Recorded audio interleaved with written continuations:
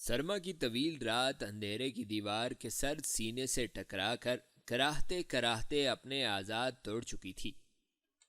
ہرات سے نیشا پور کی طرف جانے والی کوہستانوں سے گری ہوئی شاہراہ پر ہر طرف خاموشی تھی، سکوت تھا۔ کوہستانی شاہراہ کے دونوں جانب خوشنما پودے تھے۔ اچانک کوہستانوں کا وہ ویران دامن گھوڑوں کی تیز ٹاپوں سے گونج اٹھا تھا۔ تھوڑی دیر بعد شاہراہ پر 3 سوار نمودار ہوئے جو اپنے گھوڑوں کو مارتے بھگاتے ہرات سے نیشا پور کی طرف سرپٹ دوڑائے جا رہے تھے۔ پوری وادی پتھروں کی سرد سانت سے معمور ہو گئی تھی، رات کے محیط پر سمٹ رہے تھے اور وہ اپنے اختتام کو پہنچنے والی تھی۔ تینوں سواروں نے ایک ساتھ اپنے گھوڑوں کو ایک کوہستانی ندی کے کنارے روک لیا۔ پھر ان میں سے ایک نے مشرق کی طرف دیکھتے ہوئے اپنے دونوں ساتھیوں کو مخاطب کرتے ہوئے کہا، میرے رفیقو، فجر کی نماز کا وقت ہو گیا ہے، آؤ مل کر نماز پڑھ لیں، پھر اپنے سفر پر روانہ ہوتے ہیں۔ تینوں سوار نیچے اترے، گھوڑوں کو انہوں نے پتھروں کے ساتھ باندھ دیا، پھر وہ ندی کے کنارے بیٹھ کر وضو کر رہے تھے۔ تینوں سواروں نے وضو کرنے کے بعد اپنے گھوڑے کھولے اور ایک پہاڑ کے اوپر چڑھ گئے۔ وہاں انہوں نے گھوڑوں کے دہانے نکال کر انہیں چرنے کے لیے کھلا چھوڑ دیا تھا۔ پھر ان میں سے وہی جس نے اپنے ساتھیوں کو فجر کی نماز کے لیے وہاں روکا تھا، ایک پتھر پر کھڑے ہو کر اذان دینے لگا تھا۔ لہجہ خالص عربی تھا، جس سے ظاہر ہوتا تھا کہ اذان دینے والا عرب ہے۔ اذان کی آواز سے جنگلی مرغ اور طیور جاگ اٹھے تھے اور فضاؤں میں نئے دن کا الہام ہونے لگا تھا۔ تینوں نے مل کر فجر کی نماز ادا کی، پھر وہ اپنے گھوڑوں کو دہانے چڑھانے لگے تھے۔ مشرق میں اندھیرے کی پاتال سے صبح کے بادبان نمودار ہو گئے تھے۔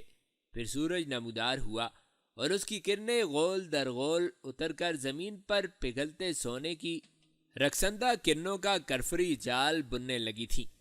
فضاؤں میں اب بے آشیاں ابابیلیں اڑنے لگی تھیں۔ رات بھر کے بھوکے طیور نغمات درود و سلام اور زمزمائے سوزناک گاتے ہوئے رزق کی تلاش میں انجانی سرزمینوں کی طرف اڑے جا رہے تھے۔ اپنے گھوڑوں کو دانے چڑھاتے چڑھاتے وہ تینوں چونک پڑے اور بڑی حیرت و استعجاب کے عالم میں وہ نیچے ندی کی طرف دیکھنے لگے تھے، جس کے کنارے کنارے چند سوار اپنے گھوڑوں کو دوڑاتے ہوئے ان کی طرف آ رہے تھے۔ ندی کے اس پار شمال مغرب کی طرف کوہستان البرز کی بلند برف آلود چوٹیاں اب دکھائی دینے لگی تھیں۔ وہ شاہراہ جس پر تھوڑی دیر قبل وہ اپنے گھوڑے سر پر دوڑا رہے تھے، اب صاف اور واضح نظر آنے لگی تھی۔ اس کے دونوں جانب صنوبر کے برسوں پرانے درخت یوں کھڑے تھے جیسے انگنت پہرےدار کھڑے دور تک پھیلے ہوئے اس گونگے راستے کی سنسان مسافت کی کڑی نگرانی کر رہے ہوں۔ دن کو نور سحر عطا ہو چکا تھا، اجالے کی دھودیا لہریں دور دور تک پھیل گئی تھیں۔ تیز ہوا میں درخت جھوم رہے تھے اور پتیاں سرسرا رہی تھیں۔ وہ تینوں پہاڑ کی اس چوٹی پر کھڑے ہو کر آنے والے سواروں کا انتظار کرنے لگے تھے۔ کسی اچانک خطرے کا مقابلہ کرنے کے لیے انہوں نے اپنی تلواریں بے نیام کر لی تھیں۔ تھوڑی دیر بعد وہ سوار جنگلی پھولدار جھاڑیوں سے لدی ہوئی اس پگڈنڈی پر نمودار ہوئے جو ندی کی طرف سے اس پہاڑ کے اوپر آتی تھی۔ وہ تعداد میں 12 تھے اور بہترین جنگی ہتھیاروں سے مسلح اور مرصع تھے۔ وہ ان تینوں کے قریب اپنے گھوڑوں سے اترے، پھر ان میں سے ایک جو شاید ان کا سرخیل تھا ان تینوں کو مخاطب کرتے ہوئے بولا، تم لوگ کون ہو اور کہاں جا رہے ہو؟ وہی عرب جس نے اس پہاڑ کی چوٹی پر کھڑے ہو کر اذان دی تھی چند قدم آگے بڑھتے ہوئے بولا، مسافر ہیں اور نیشا پور کی طرف جا رہے ہیں۔ اس نے پھر پوچھا، کہاں سے آ رہے ہو؟ اس عرب نے لمحہ بلمحہ اپنی بدلتی حالت اور لاسمت جذبوں کو قابو کرتے ہوئے پتھروں کی طرح مضبوط و مصمم لہجے میں کہا، ہم نیشا پور کے ایک تجارتی قافلے کے ساتھ اس کے محافظ بن کر ہند کی سرزمین کی طرف گئے تھے۔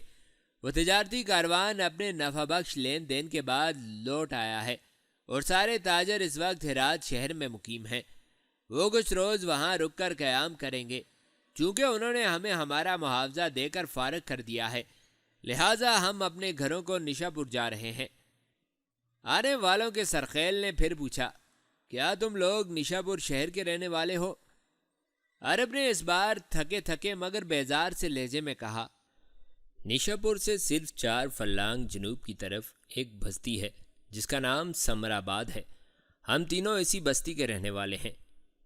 چند لمحوں کی خاموشی کے بعد آنے والوں کا سرخیل پھر بولا، تم تینوں ہمارے ساتھ ناصر الدین کے پاس چلو، اس نے تم تینوں کو طلب کیا ہے۔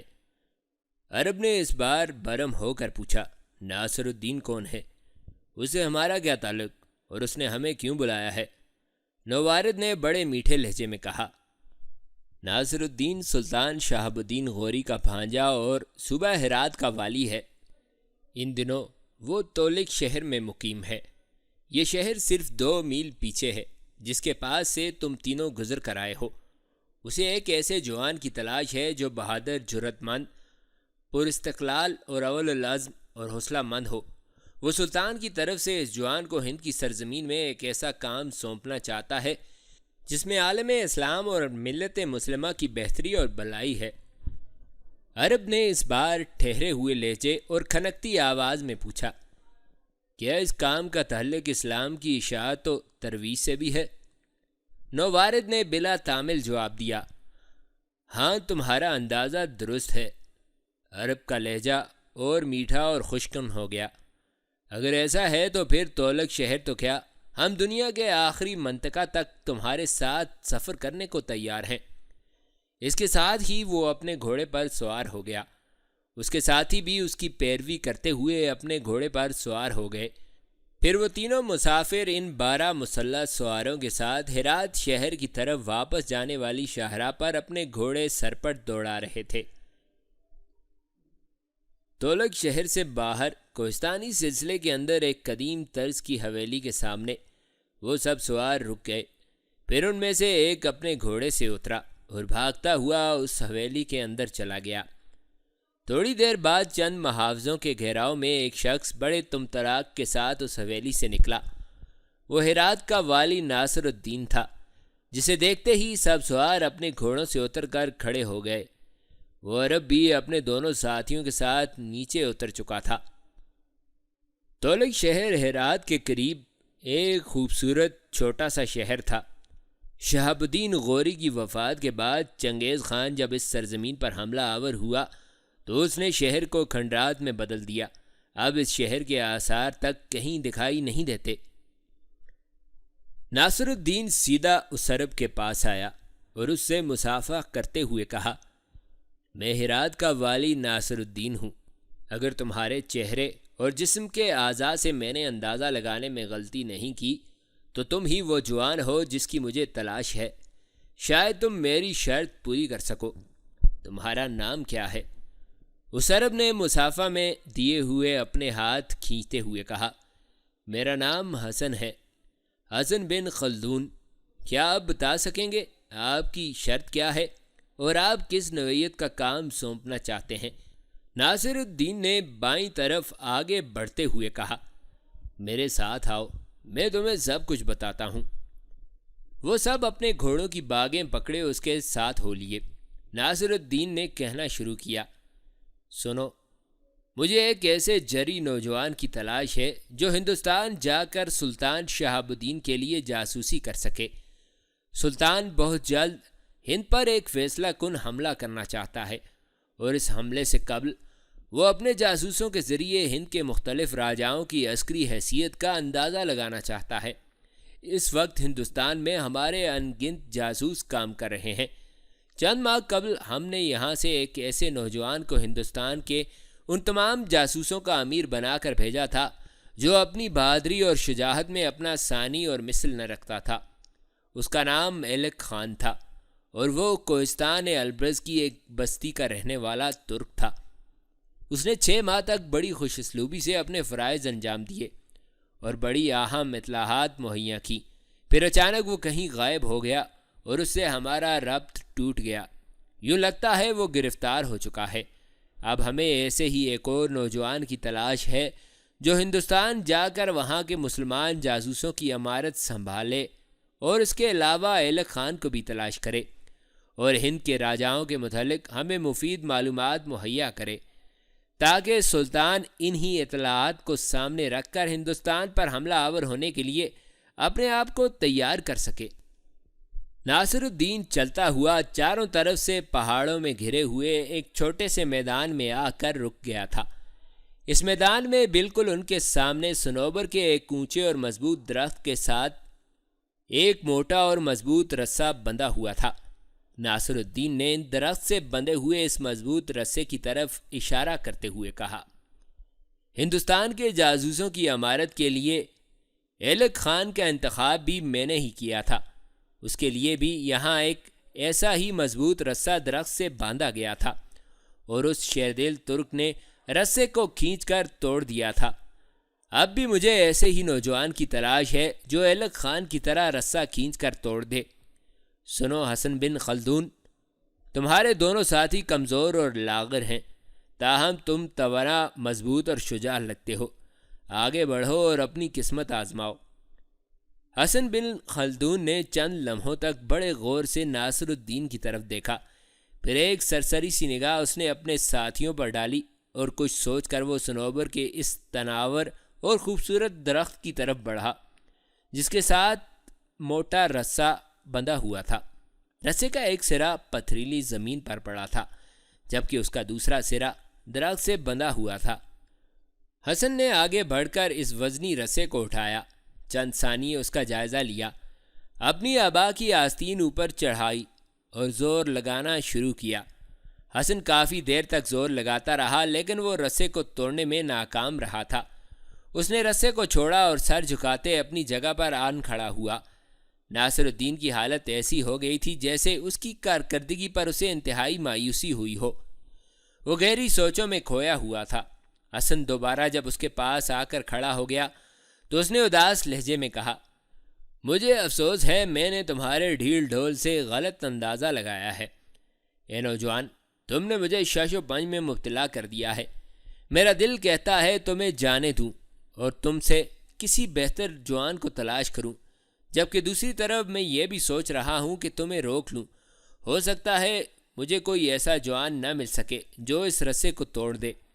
ایسی صورت میں تم میرے لیے سودمند ثابت ہو سکتے ہو۔ اس لیے حسن کے ایک عرب ساتھی نے ناصر الدین کی بات کاٹتے ہوئے کہا، اس جوان کو چھوڑ دو ورنہ اس کا بڑا بھائی طوفان بن کر آئے گا اور تم سے اپنے بھائی کو زبردستی اور بزور چھڑا لے گا۔ یاد رکھو وہ ایک ایسا جوان ہے جس نے اپنی زندگی میں کسی سے شکست نہیں کھائی۔ ناصر الدین اس عرب کی طرف متوجہ ہوا اور چونکتے ہوئے لہجے میں پوچھا، کیا اس کا بڑا بھائی طاقت میں اس سے بالا و عرفہ ہے؟ اس عرب نے چھاتی تانتے ہوئے کہا، وہ طاقت و شجاعت میں اس سے 10 گنا زیادہ ہے۔ وہ پتھر و فولاد کی طرح سنگین اور شاہ بلوت کی طرح قداور ہے۔ اس کی رفت و شجاعت بے انتہا اور اس کی استقامت و طاقت لامحدود ہے۔ وہ تقدیر کا ترکش اور مرد موحد ہے۔ وہ آسمان کی اونچائی اور زمین کی گہرائی کی طرح مضبوط اور ناقابل تسخیر ہے۔ ناصر الدین نے اپنے چہرے پر پھیلتی ہوئی اپنی خوشی پر قابو پاتے ہوئے پوچھا، کیا تم مجھے قوم کے اس شیردل بیٹے کا نام بتاؤ گے جس کی تم نے اس قدر تعریف کی ہے؟ اس عرب نے پھر اپنے پہلے جیسے لہجے میں کہا، اس کا نام حماد بن خلدون ہے۔ وہ ایک ایسا جوان ہے جو سراب کو تالاب کر دے اور سمندر کو قطرے میں ڈبو دے۔ ناصر الدین کی حالت عجیب ہو رہی تھی۔ وہ حسن کے پاس آیا اور مشکوک سے لہجے میں پوچھا، جو کچھ تمہارے ساتھی نے کہا ہے کیا یہ درست ہے یا یہ میرا نقص سماعت ہے؟ حسن نے مسکراتے ہوئے کہا، میرے ساتھی نے جو کچھ کہا ہے وہ درست ہے۔ میرا بھائی ایسا ہی آہن شکن ہے، طاقت و قوت میں کوئی اس کا مقابلہ نہیں کر سکتا۔ وہ ہماری چٹان اور ہمارا مضبوط برج ہے۔ اس کے جاننے والے اسے نشاپور کا شاہین کہتے ہیں۔ جب وہ اپنے کسی دشمن پر حملہ آور ہوتا ہے تو اس کے قلب و ذہن پر ایسا مستول بن کر سوار ہوتا ہے کہ اسے کمہار کے برتنوں کی طرح توڑ دیتا ہے۔ آج تک جو بھی اس سے ٹکرایا اس نے اس کی زینت و حرمت کے سہرے کو اس کے گلے کا شکست آمیز توق بنا دیا۔ حسن چند لمحوں کے لیے رکا، پھر اپنی گہری آواز میں کہا، سنو ناصر الدین، جس طرح جہاز کی راہ سمندر میں، سانپ کی راہ چٹان پر اور شاہین کی راہ فضاؤں کے اندر تلاش نہیں کی جا سکتی، اسی طرح میرے بڑے بھائی سے بھی کوئی مقابلہ نہیں کر سکتا۔ وہ اپنے عزیز و اقربا کے لیے جہاں چراغ اور راکھ ہے، وہیں وہ اپنے دشمنوں کے لیے برق و شرر اور ہلاکت کا پیشرو بھی ہے۔ ناصر الدین نے حسن کے دونوں ساتھیوں کی طرف دیکھتے ہوئے اپنی بھاری آواز میں فیصلہ کن اور تحکمانہ انداز میں کہا، جاؤ تم دونوں لوٹ جاؤ اور نیشا پور جا کر اس کے بھائی حماد بن خلدون سے کہو ہرات کے والی ناصر الدین نے اس کے بھائی کو گرفتار کر لیا ہے، اس میں اگر ہمت ہے تو بزور شمشیر اپنے بھائی کو آ کر چھڑا لے۔ اسے یہ بھی کہنا کہ ناصر الدین اس وقت تولک شہر سے باہر ایک حویلی میں مقیم ہے۔ حسن کے ان دونوں ساتھیوں نے بڑے غصے کی حالت میں ناصر الدین کی طرف دیکھا، ایک حسرت بھری نگاہ حسن پر ڈالی، پھر سوار ہو کر انہوں نے اپنے گھوڑوں کو ایڑ لگائی اور تھوڑی دیر بعد وہ ہرات سے نیشا پور جانے والی شاہراہ پر اپنے گھوڑے سر پر دوڑا رہے تھے۔ ناصر الدین نے حسن کی طرف دیکھتے ہوئے کہا، آؤ میرے ساتھ۔ حسن گردن جھکائے آہستہ آہستہ اپنے گھوڑے کی طرف بڑھا اور اس کی باگ پکڑ لی۔ اس کے گھوڑے کے ایک طرف ایک کلہاڑا اور دوسری طرف ایک بڑا سا کرن لٹک رہا تھا۔ وہ آہستہ آہستہ اب ناصر الدین اور اس کے محافظوں کے ساتھ اسی پرانی حویلی کی طرف بڑھ رہا تھا۔ تھوڑی ہی دیر بعد وہ حویلی میں داخل ہو رہے تھے۔ محافظ ناصر الدین اور حسن کے گھوڑوں کو حویلی کے استبل کی طرف لے گئے تھے۔ ناصر الدین حسن کو لے کر ایک کمرے میں داخل ہوا اور ایک نشست پر اسے اپنے سامنے بٹھاتے ہوئے کہا، مجھے اپنے بھائی حماد بن خلدون کے متعلق کچھ اور بتاؤ، میں اس کے متعلق تفصیل سے جاننا چاہتا ہوں۔ کیا وہ ہند کی سرزمین سے بھی کوئی واقفیت رکھتا ہے؟ حسن نے قدر فکر مندی سے پوچھا۔ پہلے میرے ایک سوال کا جواب دیجیے، ناصر الدین نے مسکراتے ہوئے کہا۔ پوچھو۔ حسن نے کہا، کیا میں واقعی تمہارے ہاں گرفتار ہوں اور میرے بھائی کو یہاں آ کر مجھے بزور شمشیر چھڑانا پڑے گا؟ ناصر الدین نے خوشکن لہجے میں کہا، تم گرفتار نہیں ہو، تم میرے مہمان ہو، اور جب بھی تم جانا چاہو کوئی تمہارا راستہ نہیں روک سکتا۔ اگر میں تمہارے ساتھیوں سے یہ نہ کہتا کہ تم گرفتار ہو تو شاید تمہارا بھائی یہاں نہ آتا، اور اب وہ تمہاری گرفتاری کا سن کر یہاں ضرور آئے گا، اور اگر وہ میری شرط پر پورا اترا تو میں اس سے مذہب و ملت کا وہ کام لوں گا جس سے اس کی دینوی زندگی ہی نہیں عاقبت بھی سنور جائے گی۔ اب میں نے اس کے متعلق جو کچھ تم سے پوچھا ہے مجھے اس کا جواب دو۔ حسن نے اب مطمئن انداز میں کہنا شروع کیا، ہم 3 بھائی ہیں، میں سب سے چھوٹا ہوں اور 2 مجھ سے بڑے ہیں۔ سب سے بڑے کا نام حماد اور اس سے چھوٹے کا نام حارث ہے۔ میرے باپ کا نام خلدون اور ماں کا نام زینب ہے۔ میری ماں اپاہج ہے، گھوڑے سے گر کر اس کی ٹانگ بیکار ہو چکی ہے اور وہ لاٹھی کے سہارے چلتی ہے۔ حماد اور حارث نیشا پور شہر سے باہر چونے کی بھٹیوں پر روزانہ کے معاوضے پر کام کرتے ہیں۔ پہلے وہ دونوں بھائی میری طرح ہند کی طرف جانے والے تجارتی قافلوں کے ساتھ محافظ کے طور پر جایا کرتے تھے۔ وہ دونوں ہند کی سرزمین سے پوری طرح واقف ہیں۔ میری ماں سب سے زیادہ پیار آہی حماد کو کرتی ہے۔ ایک تو وہ بڑا بیٹا ہے، دوسرا وہ ہم دونوں سے زیادہ ماں کی خدمت کرتا ہے۔ وہ ہر روز ماں کو خود وضو کراتا ہے اور اس کے پاؤں دھوتا ہے۔ ہمارا مکان پہاڑ کی ایک چوٹی پر ہے جس کے نیچے ایک چشمہ بہتا ہے۔ آہی حماد ماں کو اپنی پیٹھ پر لاد کر پہاڑ سے نیچے اس چشمے پر لے جاتا ہے جس کے کنارے اس نے ایک غسل خانہ اور چھوٹی سی ایک بے دیوار و چھت مسجد بنا رکھی ہے، اور ماں کو وضو کرانے کے بعد وہ اس کے ساتھ اس مسجد میں نماز ادا کرتا ہے۔ آہی کو ماں کی دعا بھی ہے، اس لیے وہ جس کام کو بھی ہاتھ ڈالتا ہے کامیاب رہتا ہے۔ ایک بار میرے باپ جب کہ وہ جوان تھے ایک تجارتی قافلے کے ساتھ ہندوستان گئے ہوئے تھے۔ میں اور حارث ان دنوں چھوٹے تھے، تاہم آہی حماد کافی سمجھدار تھے۔ بدقسمتی سے ہماری ماں سخت بیمار ہو گئی۔ میں اور حارث ماں کی حالت دیکھ کر ہر وقت روتے رہتے تھے، لیکن آہی ہمیں تسلی دینے کے علاوہ ماں کی خدمت بھی کرتے تھے اور نیشا پور سے طبیب کو بلا کر ان کا علاج بھی کراتے رہے۔ وہ دن رات ماں کی چارپائی کے پائے سے لگ کر اس کی خدمت کرتے رہے۔ انہی دنوں جب کہ میری ماں سخت بیمار تھی، ایک روز آدھی رات کے وقت جب کہ میں اور حارث سوئے ہوئے تھے اور رہی بیمار ماں کے پاس بیٹھ کر جاگ رہے تھے، میری ماں نے نیند سے بیدار ہو کر پانی مانگا۔ میرے اہی لپک کر جب پانی لینے گئے تو انہوں نے دیکھا سراہی خالی تھی۔ وہ سراہی اٹھا کر پہاڑ کے نیچے چشمے کی طرف بھاگ گئے۔ سراہی بھر کر واپس آئے اور پیالے میں پانی ڈال کر جب ماں کو دینا چاہا تو انہوں نے دیکھا ماں سو چکی تھی۔ انہوں نے ماں کو جگانا مناسب نہ سمجھا، صرف اس خیال سے کہ کہیں ماں کی نیند اچاٹ نہ ہو جائے، اور پھر پانی سے بھرا ہوا پیالہ لے کر ان کی چارپائی کے قریب کھڑے رہے۔ ماں صبح تک گہری نیند سوتی رہی اور رہی ساری رات اسی حالت میں پیالہ لیے کھڑے رہے۔ صبح جب ماں کی آنکھ کھلی تو انہوں نے دیکھا اخی پانی سے بھرا ہوا پیالہ لیے سامنے کھڑے تھے اور ان کی آنکھوں میں گہری نیند تھی۔ ماں ان کی اس خدمت سے بے حد متاثر ہوئی۔ تب اس نے اپنے رب کے حضور بڑی عاجزی اور انکساری سے آہی کے حق میں دعا کی۔ میں سمجھتا ہوں یہ ماں کی اسی دعا کا نتیجہ ہے کہ آہی ہر میدان میں اور ہر کام میں کامیاب اور سرفراز رہتے ہیں۔ حسن نے ذرا رک کر پھر کہنا شروع کیا، میرے بھائی حماد ٹاٹ کا لباس پہنتے ہیں۔ ناصر الدین نے اس کی بات کاٹتے ہوئے پوچھا، وہ ٹاٹ کا لباس کیوں پہنتا ہے؟ حسن نے مسکرا کر کہا، شروع میں میرے ماں باپ کے ہاں اولاد نہ ہوتی تھی۔ آہی حماد انہیں بڑی دعاؤں کے بعد ملے تھے۔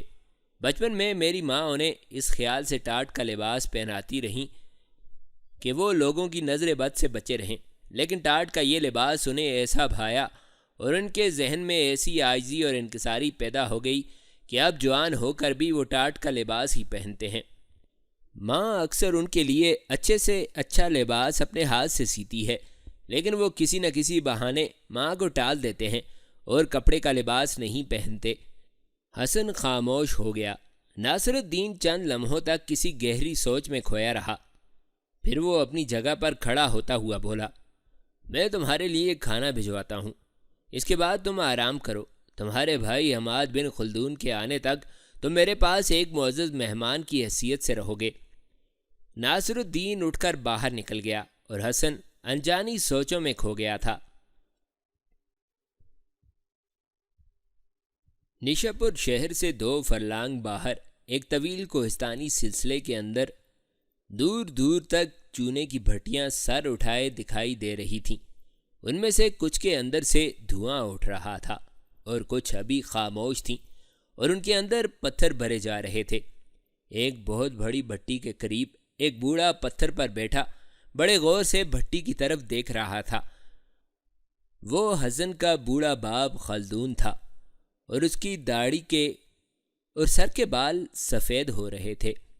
اس کے دائیں طرف پہاڑ کی ایک چوٹی کے اوپر 2 جوان ہاتھوں میں کدالیں لیے چونے کے بڑے بڑے پتھر اکھاڑ کر نیچے کی طرف لڑکا رہے تھے، اور نیچے کھڑے 2 جوان ان پتھروں کو اٹھا اٹھا کر بھٹی کے اندر بھرتے جا رہے تھے۔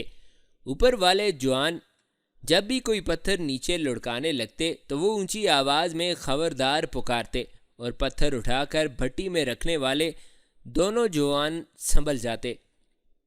پہاڑ کے اوپر سے پتھر اکھاڑ کر نیچے لڑکانے والے دونوں جوانوں نے ایک بار پوری قوت سے چلاتے ہوئے خبردار پکارا، کیونکہ ایک بہت بڑا اور وزنی پتھر لڑکتا ہوا نیچے کی طرف آیا تھا۔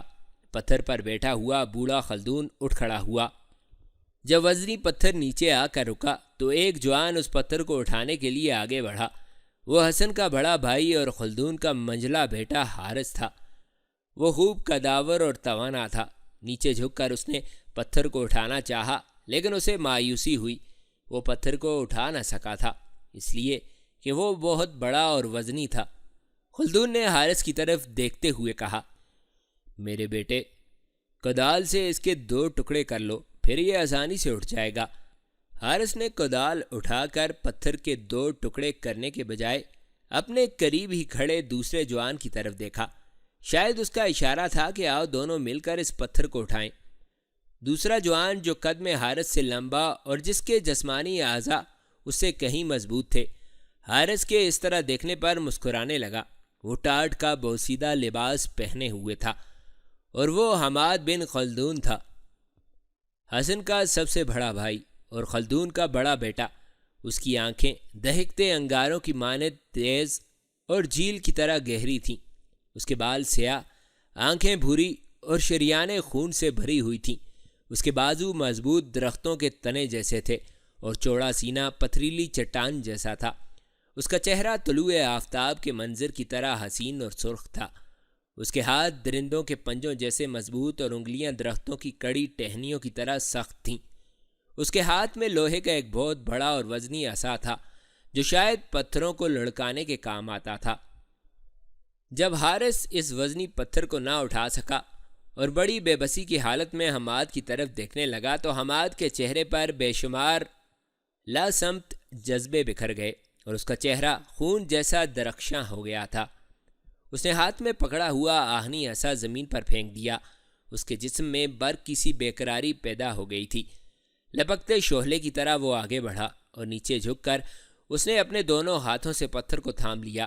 پھر اس نے پاؤں جما کر اور اپنے جسم کو بل دے کر زور لگایا۔ ساتھ ہی اس نے اپنی آواز کی پوری قوت سے چلا کر کہا اللہ، اور اپنے پہلے ہی جھٹکے میں وہ اس وزنی پتھر کو اٹھا کر اپنے کندھے تک لے گیا۔ بوڑھے خلدون کے چہرے پر منور نقوش کی جھلمل شروع ہو گئی تھی۔ بڑی تیزی سے وہ آگے بڑھا اور حماد کے منہ پر تھوک دیا کہ کسی کی نظر نہ لگے۔ حماد اس پتھر کو اٹھا کر بھٹی کی طرف لے گیا۔ خلدون اور حارث اسے تعریفی اور توصیفی انداز میں دیکھتے رہ گئے تھے۔ حماد اور حارث دونوں بھائی پتھر اٹھا اٹھا کر بھٹیوں میں بھرتے رہے اور ان کا باپ ان کے سامنے ایک پتھر پر بیٹھ کر دونوں کو بڑی شفقت سے دیکھتا رہا۔ دوپہر کے قریب انہوں نے دونوں بھٹیاں بھر کر اپنا کام ختم کر دیا۔ دونوں بھائی اپنے باپ کے پاس آئے جہاں ان کے کپڑے بھی پڑے ہوئے تھے۔ بوڑھا خلدون اٹھا اور اپنے کندھے پر رکھے ہوئے انگوچھے سے وہ اپنے دونوں بیٹوں کے کپڑے جھاڑنے لگا تھا۔ پھر انہوں نے وہاں پڑی ہوئی اپنی اپنی پوستین اٹھا کر پہن لی۔ حارث کی پوستین اونٹ کی کھال سے بنی ہوئی تھی جبکہ حماد کی پوستین بھی ٹاٹ کی تھی۔ ٹاٹ کی 2 تہوں کے اندر اون بھر کر اسے پوستین کی شکل دے دی گئی تھی۔ حماد نے اپنا لوہے کا عصا اٹھا لیا اور دونوں اپنے باپ کے ساتھ گھر روانہ ہو گئے تھے۔ پہاڑ کے اوپر کدالوں کی مدد سے پتھروں کو نیچے لڑکانے والے دونوں جوان بھی اپنا سامان سمیٹ کر اپنے گھروں کو چلے گئے تھے۔ تینوں باپ بیٹا اپنی بستی سمر آباد میں آئے۔ نیشا پور سے صرف 4 فرلانگ جنوب کی طرف یہ ایک خوبصورت بستی تھی جو کوہستانی سلسلے کے اندر واقع تھی اور جس کے مکینوں کے گھر پہاڑ کی چوٹیوں اور اس کے دامن میں کچھ فاصلے پر دور دور تک پھیلے ہوئے تھے۔ وہ تینوں پہاڑ کی بلندی پر ایک چھوٹے سے مگر خوبصورت مکان میں داخل ہوئے جس کے اندر ایک عورت کھانا پکا رہی تھی۔ وہ خلدون کی بیوی زینب اور حماد و حارث کی ماں تھی۔ وہ تینوں جب گھر میں داخل ہوئے تو زینب نے قریب ہی پڑی ہوئی ایک لاٹھی پکڑی۔ اس کے سہارے وہ اٹھی اور آگے بڑھ کر اس نے حماد اور حارث کے منہ چوم لیے۔ اس کی ایک ٹانگ بیکار تھی اور وہ لنگڑا کر چل رہی تھی۔ تینوں کو اس نے کمرے کے اندر لے جا کر بٹھایا، پھر وہ انہیں کھانا کھلا رہی تھی۔ کھانے کے بعد انہوں نے تھوڑی دیر آرام کیا، پھر وہ اٹھے۔ ظہر کی نماز کا وقت ہو چکا تھا۔ حارث اور خلدون دونوں باپ بیٹا وضو کر کے گھر پر ہی نماز پڑھنے لگے تھے۔ حماد اپنی ماں کے پاس آیا۔ اس کی ماں صحن میں شاید اسی کا انتظار کر رہی تھی۔ وہ زینب کے پاس آ کر زمین پر بیٹھ گیا اور زینب نے اس کی پیٹھ پر سوار ہو کر اپنے بازو اس کی گردن کے گرد ڈال دیے تھے۔ حماد نے اس کی لاٹھی اپنے ہاتھ میں لی تھی۔ پھر وہ گھر سے نکل کر پہاڑ سے نیچے اترتے ہوئے دامن میں بہنے والے چشمے کی طرف جا رہا تھا۔ دونوں ماں بیٹا نیچے آئے۔ دونوں نے پہلے وضو کیا، پھر حماد نے ایک پتھر اٹھایا جسے وہ اپنی ماں کے پاؤں پر رگڑ کر اس کے پاؤں صاف کرنے لگا تھا۔ اس کے بعد دونوں ماں بیٹا اٹھے اور چشمے کے کنارے بے چھت اور دیوار کی چھوٹی سی مسجد میں ظہر کی نماز ادا کرنے لگے تھے۔ خلدون اور حارث نماز پڑھ کر باہر نکلے اور مکان کے چاروں طرف پھیلے ہوئے گندم اور جو کے کھیتوں میں گوڈائی کرنے لگے تھے۔ ان کے مکان کے چاروں طرف پہاڑ کے دامن تک تدریجی نشیب کی 10 کے قریب کھیتیاں تھیں جو ان کی اپنی ملکیت تھیں اور جن کے اندر وہ گندم، جو، مکئی اور چاول بویا کرتے تھے۔ ان کھیتوں کے کناروں پر پھلدار پودوں کے علاوہ چیل اور دیودار کے درخت بھی تھے جو تیز ہواؤں میں بدروحوں کی طرح شور کیا کرتے تھے۔ یہ درخت بھی ان کی ملکیت تھے۔ پھلدار درختوں میں زیادہ تر سیب، انجیر، خوبانی، بادام، زیتون اور لوکارٹ شامل تھے۔